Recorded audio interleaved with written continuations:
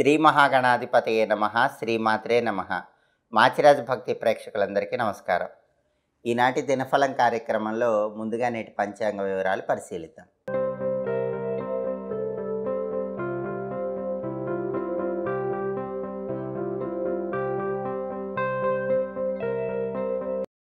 November 19 శనివారం దినఫలాన్ని పరిశీలిస్తే దశమి తిథి ఉదయం 10:30 వరకు ఉంది. ఆ తర్వాత ఏకాదశి తిథి వచ్చింది. నక్షత్రం ఉత్తరా నక్షత్రం ఉంది. శనివారం ఉత్తరా నక్షత్రంతో కలిసి వస్తే ఉత్పాత యోగం ఉంటుంది.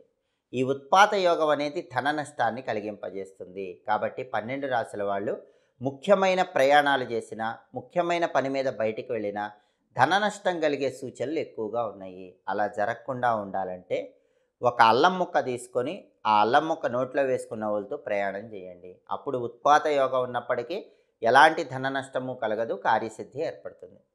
అదేవిధంగా రాశిచక్రం చాట్లో గ్రహాల స్టేటస్ తీసుకుంటే శనివారానికి అధిపతి అయిన శని మకరంలో సొంతింట్లో బలంగా ఉన్నాడు. కాబట్టి శ్రమతో విజయాలు సాధించడానికి 12 రాశుల వాళ్ళకి అవకాశం ఎక్కువ ఉంది. ఎంత కష్టపడితే అంత బాగా కష్టానికి తగిన ఫలితం లభిస్తుంది. అలాగే ఉత్తరా నక్షత్రానికి అధిపతి అయిన రవి వృశ్చికంలో కుజుడింట్లో ఉన్నాడు. రవి బలం బాగుంది. రవి బలం బాగుంది కాబట్టి అధికారులతో ప్రమోషన్ల గురించి చర్చలు చేయొచ్చు. అలాగే ఆఫీస్లో ఇంపార్టెంట్ డెసిషన్స్ తీసుకోవచ్చు. పొలిటికల్గా కూడా పదవుల కోసం ట్రై చేయొచ్చు. తండ్రి వైపు నుంచి రావాల్సిన ఆస్తిపాస్తుల కోసం ప్రయత్నాలు చేసుకోవచ్చు. ఇవన్నీ చేసుకోవటానికి రవి బలం అద్భుతంగా పనిచేస్తుంది. అలాగే నక్షత్ర బలాన్ని బట్టి కొన్ని ముఖ్యమైన పనులు చేసుకోవచ్చు. ఉత్తరా నక్షత్రం ఉంది కాబట్టి నూతన వస్త్రాలు, ఆభరణాలు ధరించడానికి ఉత్తరా నక్షత్ర బలం విశేషంగా యోగిస్తుంది. అలాగే కొత్తగా ఉద్యోగంలో చేరటానికి ఉత్తరా నక్షత్రం అనుకూలిస్తుంది. భూములు, గృహాలకు సంబంధించిన హక్కులు పొందటానికి కూడా ఉత్తరా నక్షత్రం విశేషంగా యోగిస్తుంది. మీకు రావాల్సిన ప్రాపర్టీ ఏదైనా ఉంటే ఆ ప్రాపర్టీ గురించి మీరు బాగా ట్రై చేయటానికి, మీకు ఆ హక్కు ఉందని క్వశ్చన్ చేయటానికి ఈరోజు బలం చాలా బాగుంది. అలాగే అన్నప్రాసన, నామకరణం, సీమంతం కార్యక్రమాలు నిర్వహించుకోవచ్చు. కొత్తగా వాహనాలు నడపటానికి కూడా ఉత్తరా నక్షత్ర బలం పనిచేస్తుంది. ముఖ్యమైన యాత్రలు చేయటానికి, ప్రయాణాలు చేయటానికి అనుకూలం. తీర్థయాత్రలు చేయటానికి, దైవ దర్శనాలు చేసుకోవటానికి కూడా ఉత్తరా నక్షత్ర బలం పనిచేస్తుంది. అలాగే జాతక దోషాలు ఉన్నవాళ్ళు ఆ జాతక దోషాలు, గ్రహ దోషాల తీవ్రతను తగ్గింపజేసుకోవటానికి, చెట్లు నాటడానికి కూడా ఉత్తరా నక్షత్ర బలం అద్భుతంగా పనిచేస్తుంది. అలాగే సాహసోపేతమైనటువంటి విద్యలు నేర్చుకోవటానికి కూడా ఉత్తరా నక్షత్రం పనిచేస్తుంది. అంటే అడ్వెంచరస్ స్పోర్ట్స్ ఏవైనా సరే అవి స్టార్ట్ చేయడానికి ఉత్తరా నక్షత్రం అనేది చాలా అద్భుతంగా పనిచేస్తుంది. నక్షత్ర బలాన్ని బట్టి ఈ పనులన్నీ చేసుకోవచ్చు.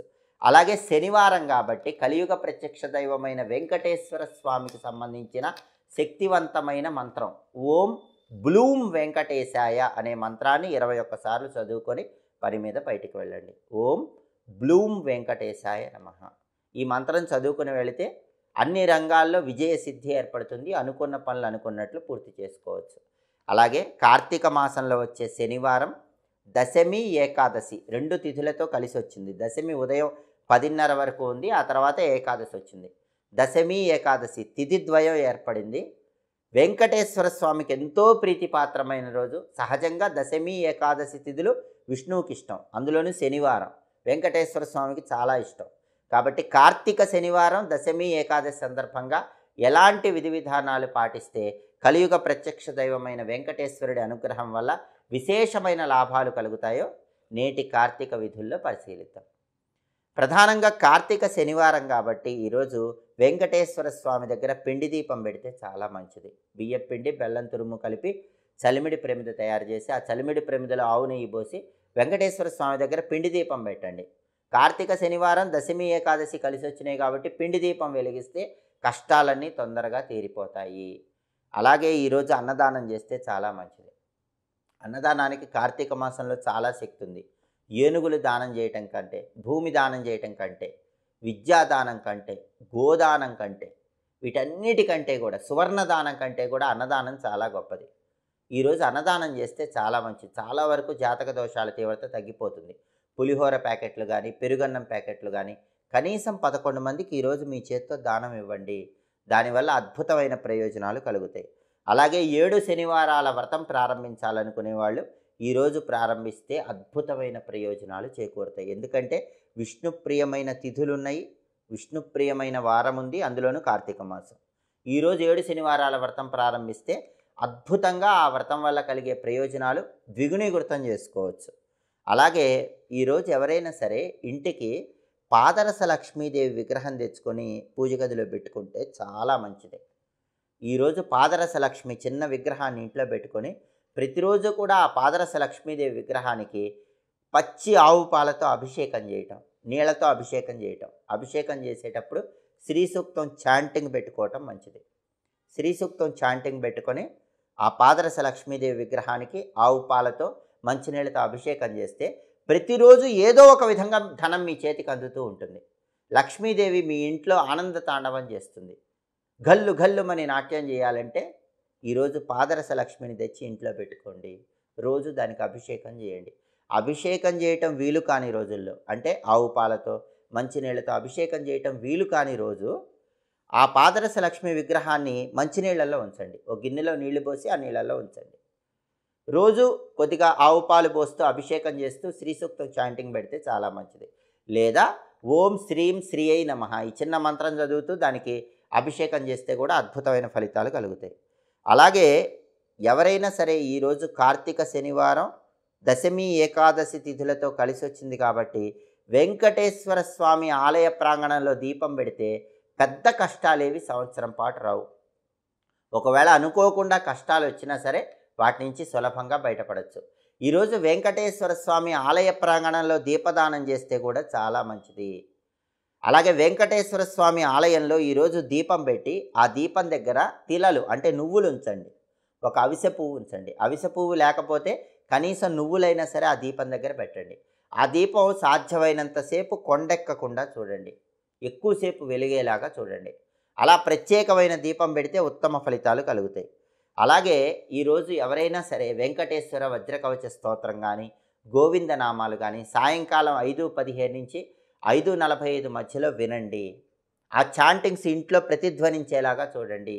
కలియుగ ప్రత్యక్ష దైవమైన వెంకటేశ్వరుడు తొందరగా మిమ్మల్ని అనుగ్రహిస్తాడు. అలాగే కార్తీక శనివారం కాబట్టి దగ్గరలో ఉన్న అయ్యప్ప స్వామి ఆలయ దర్శనం వల్ల భయంకరమైన శని దోషాలన్నీ పటాపంచలైపోతాయి. అయ్యప్ప స్వామి ఆలయంలో దీపం పెట్టడం, అయ్యప్ప స్వామికి ఆవు నెయ్యితో అభిషేకం చేయించుకోవటం, అయ్యప్ప స్వామి ఆలయంలో ఓం హరిహర సుతాయ నమః అని జపిస్తూ ప్రదక్షిణలు చేయటం, అయ్యప్ప స్వామి ఆలయంలో దీపదానం ఇచ్చుకోవటం ద్వారా శివకేశవులు ఇద్దరూ అనుగ్రహిస్తారు. శని దోషాలన్నీ తొలగింపజేసుకోవచ్చు. అలాగే ఈరోజు ఆంజనేయ స్వామి ఆలయంలో దీపాలు వెలిగించిన, ఆంజనేయ స్వామి ఆలయంలో దీపదానం చేసినా కూడా గ్రహచార గోచార శని దోషాలన్నీ తొలగింపజేసుకొని ఆత్మధైర్యాన్ని స్థైర్యాన్ని పెంపొందింపజేసుకోవచ్చు.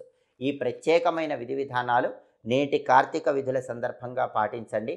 విశేషమైన ప్రయోజనాలు సిద్ధింపజేసుకోండి. అలాగే శనివారం కాబట్టి ఉదయం 6 నుంచి 7 మధ్యలో, మధ్యాహ్నం 1 నుంచి 2 మధ్యలో, రాత్రి 8 నుంచి 9 మధ్యలో శనిహోర ఉంటుంది. ఈ శనిహోర సందర్భంగా శని భగవానుడికి తైలాభిషేకం చేయించుకుంటే మంచిది. అలాగే శనిహోరలో ఎవరి దగ్గరైనా పనివాళ్ళుగా చేరితే చాలా మంచిది. పనివాళ్లను నియమించుకోవటానికి కూడా శనిహోర బాగా పనిచేస్తుంది. అలాగే ఇనుము, మినుములు, నువ్వుల నూనె వ్యాపారాలు ప్రారంభించడానికి కూడా శనిహోర బాగా యోగిస్తుంది. అలాగే ఎవరైనా సరే భూములకు సంబంధించిన వ్యవహారాలు నిర్వహించుకోవాలంటే శనిహోరలో నిర్వహించుకుంటే చాలా మంచిది. యంత్ర పరికరాలకు సంబంధించిన వ్యాపారాలు, మిషనరీ పార్ట్స్ వ్యాపారాలు కూడా శనిహోరలో ప్రారంభించుకుంటే విశేషమైన ప్రయోజనాలను సిద్ధింపజేసుకోవచ్చు. ఇవి ఈనాటి దినఫలం కార్యక్రమంలో ముఖ్యమైన అంశాలు. మళ్ళీ తదుపరి దినఫలం కార్యక్రమంలో తిరిగి కలుసుకుందాం. మా వీడియోస్ మీకు నచ్చినట్లయితే మా ఛానల్ని లైక్ చేయండి, కామెంట్ చేయండి. మా ఛానల్ వీడియోస్ 10 మంది మిత్రులకు షేర్ చేయండి. మా ఛానల్ని సబ్స్క్రైబ్ చేసుకోండి. పక్కనున్న బెల్ సింబల్ నొక్కటం మాత్రం మర్చిపోకండి. సర్వే జనాః సుఖినో భవంతు. స్వస్తి.